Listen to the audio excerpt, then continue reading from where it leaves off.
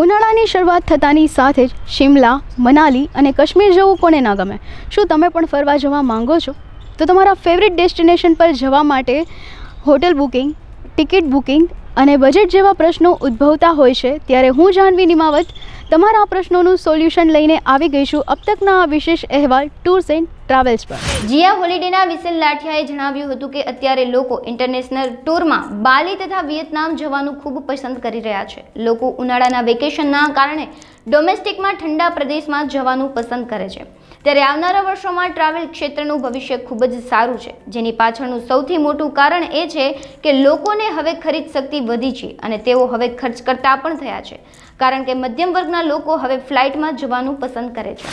અમારા 3 ટાઈપના પેકેજીસ છે। અમારી 3 પ્રોડક્ટ છે। એક તો બસ પ્રોડક્ટ છે, બીજું ફ્લાઇટ પ્રોડક્ટ છે અને ઇન્ટરનેશનલ છે। ટોટલ અમારી 3 પ્રોડક્ટ છે, જેમાં ડોમેસ્ટિકમાં વાત કરીએ તો અત્યારે કાશ્મીર, હિમાચલ, ચારધામ અને ઉત્તરાખંડ આ 4 પ્લેસીસ એકદમ હોટ ફેવરિટ છે। અને ઇન્ટરનેશનલમાં જઈએ તો આપણે બાલી છે, વિયેતનામ છે, સિંગાપુર, મલેશિયા છે। અત્યારે એ ક્રેઝ વધારે ચાલે છે। જનરલી સમરમાં રેટ હાઈ જ હોય છે। સમર સિઝન આખા વર્ષની એવી હોય છે કે સમરમાં રેટ હાઈ હોય છે, કારણ કે 15 એપ્રિલથી 15 જૂન સુધીનું આપણું 2 મહિનાનું જે વેકેશન હોય છે ત્યારે પબ્લિક ફરવા જવાનું જ છે। નો ડાઉટ તમારી વાત સાચી જ છે, થોડા રેટ ઉપરથી હાઈ જ આવે છે, પણ સમરમાં તો આ વસ્તુ રહેવાની જ છે, કારણ કે ડોમેસ્ટિક પેકેજીસમાં પબ્લિક પાસે કાંઈ ઓપ્શન નથી હિમાચલ અને કાશ્મીર સિવાય। અને જો દાર્જિલિંગ આપ જવા માગતા હોય ત્યાંય બેસ્ટ જ છે, પણ એનું કોસ્ટિંગ વધી જાય છે, એટલે પબ્લિક વધારે આ 2 ડેસ્ટિનેશન વધારે ચોઈસ કરે છે। અત્યારે હોટ ફેવરિટ છે બાલી અને વિયેતનામ, બે આમ આખું વીચીને ચાલે છે એવું કહો ને તોય ચાલે, એકદમ સારું ચાલે છે।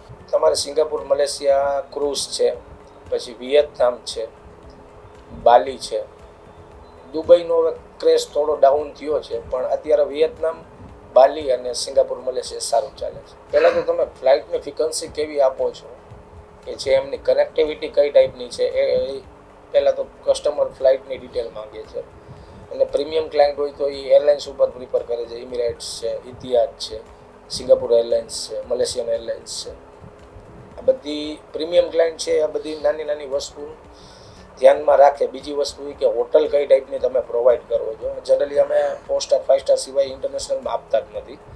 અને ત્રીજી વસ્તુ એ કે અમારે ફૂડ ઇન્ડિયન રેસ્ટોરન્ટમાં જ જોઈએ છે। જનરલી બ્રેકફાસ્ટ ઇન્ટરનેશનલમાં હોય એ હોટલમાં જ હોય છે, પણ સાંજનું જે તમારું ડિનર હોય છે એ ઇન્ડિયન રેસ્ટોરન્ટમાં અમે પ્રોવાઈડ કરી છે। અને અત્યારે બધી જગ્યાએ સુવિધા છે ટોટલી કન્ટ્રીમાં કે આપણું ઇન્ડિયન ફૂડ મળી જાય છે। ડોમેસ્ટિકમાં એમાંય હોટલ્સ છે, બીજું જે તમારી આઇટનરી હોય છે ટૂરની આઇટનરી પ્રોપરલી।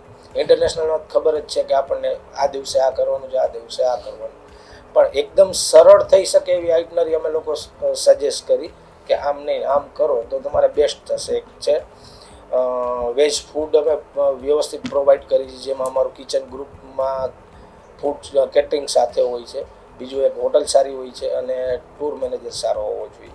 ટ્રાવેલ ક્ષેત્રમાં તો મારા એક્સપિરિયન્સ પ્રમાણે એવું લાગે છે વધશે, ઘટશે નહીં, અને આ વસ્તુમાં કોઈ દિવસ સ્ટોપ થવાનું નથી।